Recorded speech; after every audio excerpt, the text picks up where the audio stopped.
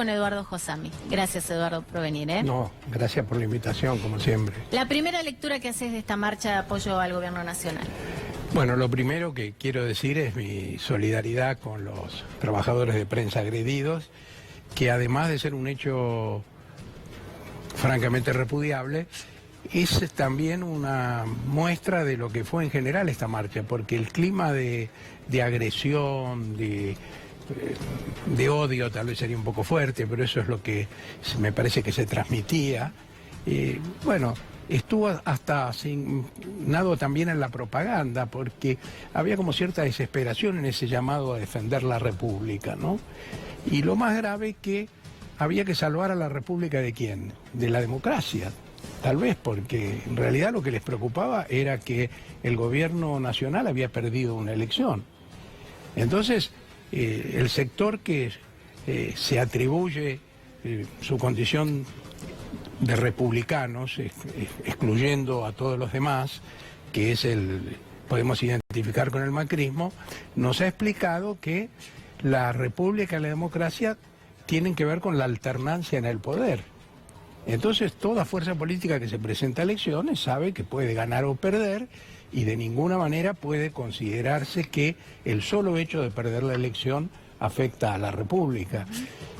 Si esto sería difícil de entender si no hubiera sido precedido por el discurso del presidente el día siguiente de las elecciones, cuando atribuyó a la decisión del pueblo que votó en su contra la responsabilidad por la corrida cambiaria que se había desatado, o las declaraciones mucho más extrañas todavía de Lilita Carrió, cuando decía que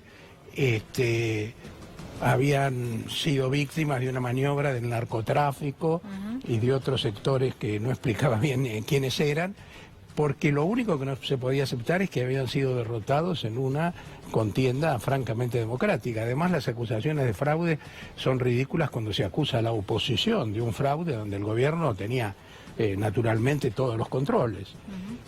Entonces me parece que es algo que debe preocuparnos un poco, es decir, no es el comportamiento de una oposición democrática que se expresó en la convocatoria de esta marcha.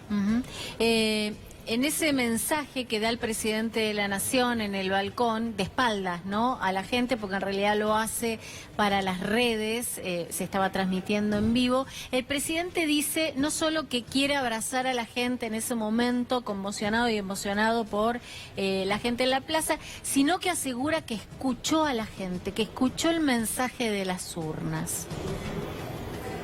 Bueno, cada uno puede escuchar las cosas y sacar las conclusiones más antojadizas, pero la verdad que no hay prueba ninguna de que el presidente esté escuchando ni el reclamo de las urnas, ni el reclamo cotidiano de la mayoría de los argentinos que están en contra de su política, porque, bueno, ya citamos el discurso del día lunes, pero después de eso vino un discurso el martes poco creíble, porque era simplemente pedir disculpas por lo que había dicho el día anterior, pero al mismo tiempo seguía, pero no cambiaba la línea general de su apreciación de lo que había pasado el domingo. Después aparecieron estas medidas que son difíciles de entender, porque en general uno puede decir tienen el sentido de que sea más liviana, digamos, la carga que hoy están soportando los sectores medios y los sectores populares, pero han sido tomadas tan antojadizamente, tan sin reflexionar, sin consultar a nadie, que provocan naturalmente una respuesta por parte de los gobernadores que se ven muy afectados por el hecho que no se midió el efecto que iban a tener estas medidas sobre los presupuestos provinciales, pero tampoco además algunas medidas que serían interesantes adoptar, como por ejemplo la rebaja del IVA para los productos de primera necesidad, no está garantizado que eso realmente se traslade al precio final. Entonces, a mí me parece que el presidente, en lo único que cambia todos los días, es en el modo de encarar tácticamente estas cuestiones, pero que sigue con la idea de que la prioridad hoy no es gobernar, sino cambiar el resultado. Sigue en campaña. Sigue en campaña, y eso no sería tan grave en realidad, porque, bueno, todo político que tiene la posibilidad de ganar una elección se supone que va a seguir un poco en campaña.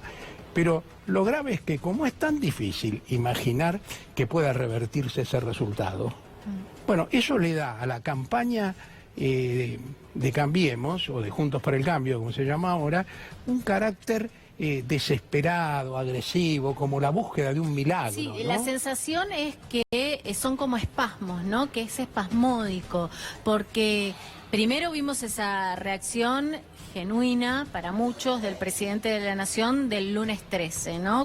Del lunes 12, perdón, cuando da ese mensaje y culpa a la gente por el voto. Pero después los espasmos de las medidas para tratar de emparchar las consecuencias económicas que había tenido la gente de este plan económico. Después esta convocatoria a la marcha, los idas y vueltas con el congelamiento, como decíamos, por ejemplo, en el precio del petróleo, que lo anuncian inmediatamente horas después, lo desanuncian, y ahora vemos a las propias provincias yendo a la Corte para tratar de declarar esto de inconstitucional. Digo, como muy desorganizado, muy espasmódico, muy manotazo, ¿no? Exactamente, manotazo los dan quienes están desesperados, porque de ahí viene la expresión manotazo de ahogado, ¿no? Pero además estos manotazos son todavía más difíciles de aceptar, porque contrastan con dos situaciones. Primero, la actitud que está teniendo el candidato que triunfó ampliamente en la última elección, Alberto Fernández, que parece más preocupado que por ninguna otra cosa por garantizar la estabilidad, por no promover conflictos innecesarios. A lo mejor él también podría pensar que seguir más en campaña facilitaría tener algunos votos más, pero me parece que muy adecuadamente ha pensado que sin compartir la gestión con el presidente, porque no es lo que se espera de un dirigente opositor que ha triunfado, trata de contribuir a que el clima sea de diálogo, a tranquilizar en la medida de lo posible cualquier inquietud. El presidente de la Nación hace exactamente lo contrario. Sí. Y por otro lado lo hace en medio de una situación económica a corto y mediano plazo muy complicada, donde él no contribuye para nada a que sea más manejable esta coyuntura, ¿no? Porque el presidente acusa a la oposición de que con sus posturas no hace más que generar problemas con los mercados, como que los mercados están asustados por el triunfo de esta oposición populista. Pero me parece que en vez de él adoptar una actitud de decir, bueno, ¿qué es lo más racional para enfrentar esta coyuntura?, bueno, hace cosas como las que hemos comentado en este programa, las que dijiste recién, que me parece que son, insisto, no solo muy criticables y muy antirrepublicanas, para utilizar un léxico que se supone que deberían entender mejor los partidarios del presidente, sino que además hace más difícil un tránsito que necesariamente es complicado. Y entonces creo que cuando decimos el presidente actúa más como candidato que como presidente, estamos diciendo una cosa un poco más dura en realidad, que es el presidente no está a la altura de lo que exige una situación tan difícil para cualquiera que esté preocupado por el futuro del pueblo argentino. Ahora, este presidente que no puede salir de la campaña, tampoco ve que no funcionó la campaña que se estrelló en las pasos del 11 de agosto. Lo digo porque fue una campaña destinada a ahondar la grieta. Hoy sigue por el mismo camino, por el camino que falló en las urnas durante las PASO, con la convocatoria de esta plaza, por ejemplo, con el hecho la semana pasada de alentar a que Cristina Fernández de Kirchner hable, porque como que le está faltando el enemigo con el cual confrontar. Claro, porque el presidente en este momento parece que no tiene otro norte, otro criterio para definir sus actitudes, que qué es lo que puede convenirle para obtener algunos votos más y no renunciar a esta posibilidad ya bastante remota de alcanzar a Alberto Fernández.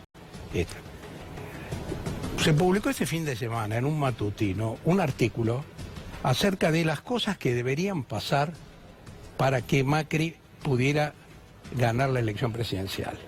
Bueno, la verdad que yo por supuesto estaba bastante convencido ya de que era muy difícil revertir este resultado. Pero cualquiera que lea ese artículo ve que tienen que darse tantas cosas, tienen que alinearse, digamos, los astros de tal manera, tan infrecuente, que realmente las posibilidades son mínimas. Entonces, uno no le puede negar el derecho ni a un candidato ni a una fuerza política de seguir pensando hasta el final que puede ganar. Porque además tampoco podríamos demostrar de una manera científica, indiscutible, de que eso no puede darse, ¿no? Pero lo que está claro, que las probabilidades de revertir esos resultados son mínimas. Y eso es lo que hace todavía más incomprensible. Hay algo de alucinado en este gesto de una fuerza política que compromete además también su futuro, porque la gente lo va a juzgar al presidente